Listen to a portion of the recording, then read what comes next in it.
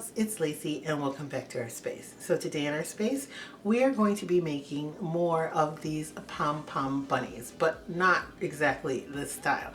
If you saw my last video, I made this one with some burlap ribbon, some of the jute that has a wire in it, this little pom-pom, which is actually a clip from the Dollar Tree, and this heart-shaped rhinestone that came from some of the Valentine's decor.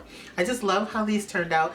They're quick and easy to do, and so today, after many people asked me to do more, I picked up 3 more colors in the same kind of pom-pom, which has a little gold on it, in green, purple, and white. I also know that they have red in it, and I do believe there might be more colors in this size. These are the largest ones that I found. Then I also found 3 more in this one that has a white clip on it, which is peach. This one who has a mermaid tail that we're going to take off, which is a light pink and is a keychain.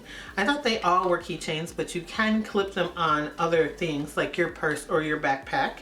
And then there is this one that has a smaller clip that is the breast cancer awareness. They also had a black one in this, and they had some other ones in the store that had googly eyes on them and things like that.